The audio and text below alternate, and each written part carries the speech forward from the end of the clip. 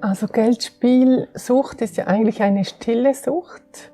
Und das heißt, dass das Umfeld nur zögerlich merkt, dass da was am Passieren ist. Und trotzdem merken die Frauen meist, dass irgendetwas nicht stimmt. Plötzlich ist der Partner oder der Sohn immer am Handy, vielleicht auch immer im Casino, ist ständig weg, vielleicht fehlt Geld. Und wenn sie ihn darauf anspricht, ist er gereizt, entsteht ein Konflikt. Und das führt häufig einfach zu diesem Unbehagen in der Beziehung. Ich denke, wichtig ist zu wissen, dass das Suchtmittel ist das Geld. Und das Geld spielt für die Sucht quasi, das ist wie das Benzin für den Motor. Das heißt, dort kann ich als betroffene Frau vielleicht auch merken, irgendetwas stimmt nicht. Und häufig gibt es so kleinere Katastrophen, die am Ende in eine große Katastrophe enden. Beispielsweise, es fehlt irgendwo Geld. Aus der Haushaltskasse kann man plötzlich die Einkäufe nicht mehr machen. Oder man ist zusammen an einem Ausflug und es besteht kein Geld, ein Glas zu kaufen. Und da kommen solche Dinge zunehmend zum Vorschein, bis vielleicht irgendwann eine Betreibung ins Haus flattert oder sogar die Miete nicht mehr bezahlt werden kann. Also im Migrationsbereich ist es ja so, dass jeder eine eigene Einwanderungsbiografie hat, ob man jetzt eingewandert ist oder hier aufgewachsen ist, die Sprache gut beherrscht oder nicht gut beherrscht. Aber so grundsätzlich sehe ich in vielen Kulturen, dass die Frau der Innenminister ist und der Mann der Außenminister. Und diesbezüglich wird vieles in die Hand des Mannes gelegt, sodass die Frau sich mehr zurückhält im finanziellen Bereich. Manchmal sind auch Erwartungen in der Familie, dass man alles einfach mitträgt. Man ist immer solidarisch, über alle Grenzen raus. Und ich denke, manchmal verstricken sich dann Angehörige in solchen Dynamiken und werden handlungsunfähig, weil sie das Gefühl haben, ich darf gar nichts tun. Und das kann sehr schwierig sein. Zunehmend baut sich wie ein Gewitter auf, sage ich mal. Und alle stehen dann da und es regnet, aber niemand weiß genau warum und was jetzt los ist. Und man versucht sich zu retten, zu schützen. Und das braucht viel Energie und viel Kraft. Und das ist das, was ich in den Therapien immer wieder höre, auch von den angehörigen Frauen, dass sie sich auch gelähmt fühlen, obwohl so viel Angst, Wut, Ärger oder andere Gefühle da sind, die eigentlich so viel Raum brauchen, aber es nicht geht.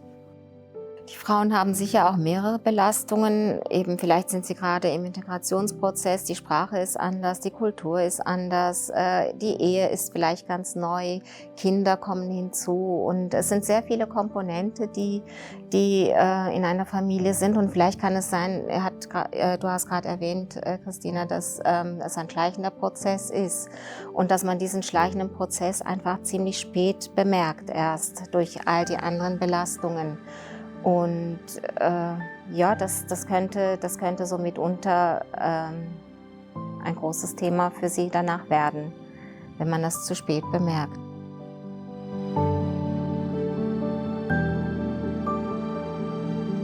Eine Geldspielsucht zu erkennen, ist eine schwierige Sache als Angehörige oder als Familien.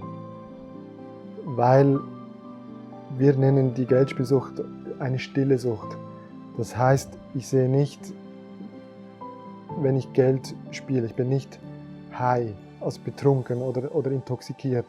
Ich bin vielleicht abwesend, ich bin vielleicht gereizt. Ich kann aber auch einfach mal einen gereizten Tag haben.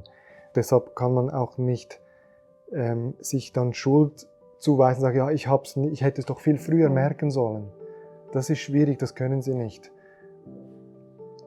Erstens, weil es nicht zuordnenbar ist und zweitens auch, weil der Betroffene selber sich schämt, wenn er muss Geld ausleihen von Freunden, Bekannten, Verwandten, vielleicht sogar von den Söhnen oder der Töchter und fragen, kannst du mir helfen, die Schulden zu zahlen?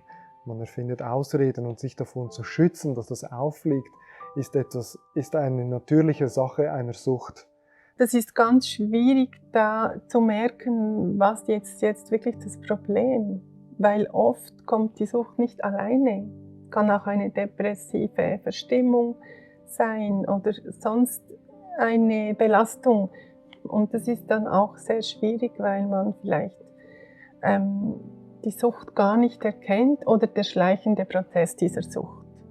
Und oft sagen ja die Leute, das ist mein Hobby und ich habe mein Geld und ich verdiene das Geld und ich kann das ausgeben. Und wir würden ja auch nicht unserem Partner sagen, aber du darfst jetzt nicht mehr joggen gehen.